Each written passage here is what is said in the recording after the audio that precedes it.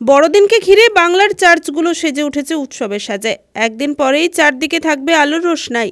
Christmas ট্রিতে ঝুলবে টুনি bulb, রং বেরঙের কৃত্রিম ফুল। বাংলায় এমন কিছু চার্চ রয়েছে যেগুলো একই সঙ্গে ঐতিহাসিক এবং ঐতিহ্যবাহীও বটে। সেখানে গোটা ডিসেম্বর মাস জুড়ে চলে উৎসবের মেজাজ। তেমনই একটি চার্চ দাঁড়িয়ে পূর্ব মেদিনীপুরের গেওখালির মিরপুরে। মিরপুর পর্তুগিজ পাড়া নামেই পরিচিত। উপলক্ষে আমাদের এখানে অনেকে বেকারিতে কেক বানায়, আমরা নিজেরা বানাতে জানি বলে আমরা নিজেরা ঘরে কেক বানাচ্ছি। আর উপরন্তু আরো খাবার দাবার বানাই, যেমন ধরুন রোজ কেক, ডোনাট, কলকলা, নিমকি, কুলি পিঠা, যে যেরাম পারে বানায়। আমরা এগুলো লোক কুটুম এলে তাদেরও দিই, আর আমরা সবাই মিলে খাই। আর একটা কথা, কোনো আত্মীয় স্বজন আছে তাদেরকে আমরা দিয়ে থাকি, হ্যাঁ, বড়দিনে দিয়ে থাকি। বাঙালিদের সাথে দেখুন, আমরা তো মানে আমার শ্বশুর বাড়ি আমার বাপের বাড়ি কলকাতায়, এনারা হচ্ছে আদি খ্রিস্টান। এনারা বহু মানে দিন আগে এখানে পর্তুগিজরা এসেছিলেন, আসতে তারা হচ্ছে কি এখানে বসতি হবার পরে তখন এখানে তারা থেকে যায়, এখানে মেয়েদের বিয়ে শাদী করে, বাঙালি মেয়েদেরই তো করে। আর সেই সূত্রে আমরা থেকে এখানে যা আমরা ভারতবর্ষে বাস করি, আর ওর জন্য আমরা আরো শাঁখা সিঁদুর ব্যবহার করি। আমাদের পল্লীর মধ্যে অনেকে পড়ে না, অনেকে পড়ে। কিন্তু সম্পূর্ণ গ্রাম বাংলার মধ্যে এই পর্তুগিজ পাড়া এলো কিভাবে, এটাই ভাবছেন তো? তাহলে প্রাচীন কাহিনী একটু দেখে নেওয়া যাক। খোকা ঘুমলো, পাড়া জুড়লো, বর্গি এলো দেশে। মায়েদের সেই ঘুম পাড়ানি সুরেই লেগে রয়েছে বর্গিদের বাংলায় আসার গল্পটা। সালটা 1742 সাল। বাংলার নবাব তখন আলীবর্দী খাঁ। নদীপথ বেয়ে বর্গিরা তখন কাতারে কাতারে বাংলায় ঢুকে পড়ছে। মহারাষ্ট্র থেকে বাংলায় সমৃদ্ধশালী অঞ্চলগুলোতে চলছে বর্গি হামলা, চলছে লুটপাট। বর্তমান পূর্ব মেদিনীপুরের মহিষাদলে তৎকালীন ব্যবসা বাণিজ্য এবং বন্দরের রমরমা বাজার। রেহাই পায়নি তাই মহিষাদল শহরও। আর জলপথে মহিষাদল প্রবেশের রাস্তাই হলো গেওখালির কাছে রূপনারায়ণ নদী। মহিষাদলের রাজা আনন্দমোহন উপাধ্যায় তৎপর হয়ে উঠলেন। গোয়া সরকারের সঙ্গে করলেন যোগাযোগ। 12 জন বন্দী পর্তুগিজ জলদস্যুকে নিয়ে আসেন বাংলায় বর্গি হামলা থেকে বাঁচাতে। আর তাদের বিনা শুল্কে মোতায়েন করলেন নদীর পাশের এই মিরপুর অঞ্চলটিতে। সমস্ত সুযোগ সুবিধা তারা পেত রাজার থেকেই। এসবের বদলে রাজা বর্গি বাহিনীর থেকে রক্ষা পেলেন। তখন থেকেই ধীরে ধীরে গড়ে উঠেছে পর্তুগিজ পাড়া। আজও এই অঞ্চলে পর্তুগিজ সেই জলদস্যুদের 12টি উপজাতির বংশধরদের বাস। তারা রক্তে পর্তুগিজ কিন্তু হৃদয়ে বাঙালি। বাংলার সংস্কৃতিকে আপন করে তারা নির্দ্বিধায় রয়ে গেছে।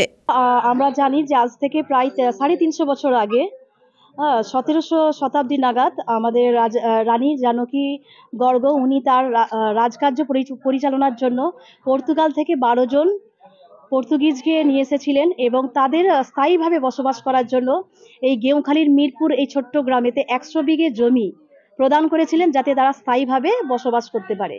তার পরবর্তীকালে আমরা দেখলাম যে তারা এখানে বসবাস করার পর এখানেই তার পরিবার বিস্তার লাভ করে এবং বর্তমানে সেই যে 12 জন ছিল, সেই 12 জন থেকে বর্তমানে প্রায় 250-র উপরে পরিবার হয়ে গেছে। আর সেই পরিবারবর্গ বা খ্রিস্টান যে পরিবার, তাদের মধ্যে দুটো ভাগ ছিল। এক হচ্ছে দুটো ধর্মের লোক ছিল, এক হচ্ছে ক্যাথলিক এবং 2 হচ্ছে প্রোটেস্টান্ট।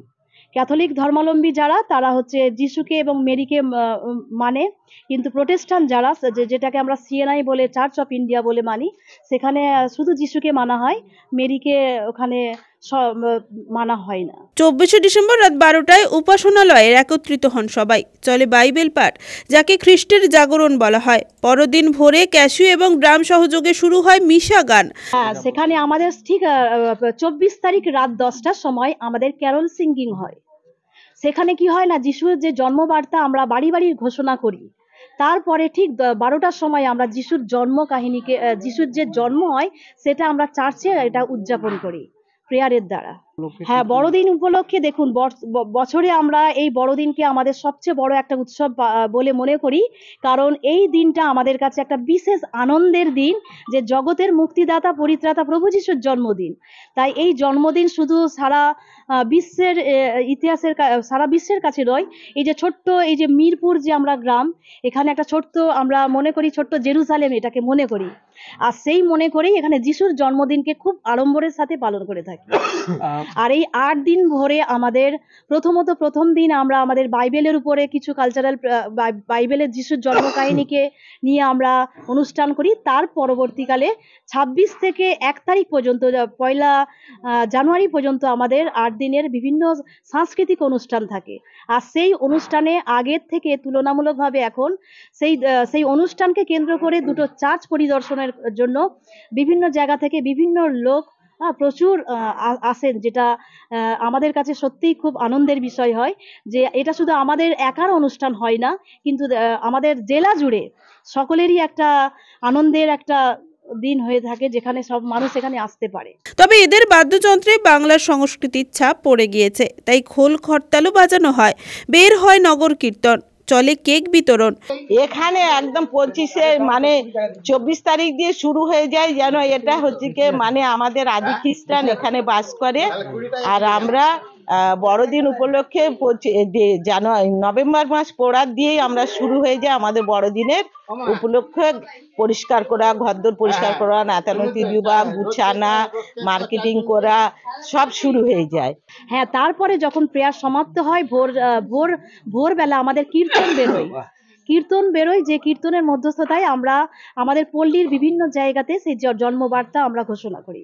এভাবেই হিন্দু, মুসলিম, খ্রিস্টান সব ধর্মের মিলবন্ধন ঘটে মিরপুরের এই চার্চে। স্থানীয় বাসিন্দা শোভা তেসরা এই বিষয়ে জানিয়েছেন, আমরা দেখুন এখানে আমরা সকলকে আমরা নিয়ে চলি। এখানে যদিও আমরা খ্রিস্টান বা আমাদের এখানে দুটো ধর্মাবলম্বী মানুষরা আমরা আয়োজন করেছি অনুষ্ঠান, কিন্তু এখানে হিন্দু মুসলিম এরা সকলে খুব এক হৃদয়ভাবে আমাদের এই অনুষ্ঠানকে সহযোগিতা করে। তাই বাংলাদেশের কোনো ছাপ এখানে আমাদের পড়েনি সেটা, কারণ হিন্দু বাঙালি থেকে মুসলিম প্রত্যেকেই এই অনুষ্ঠানে খুব আনন্দ করে। রঞ্জন মাইতির রিপোর্ট, খবর BCBS।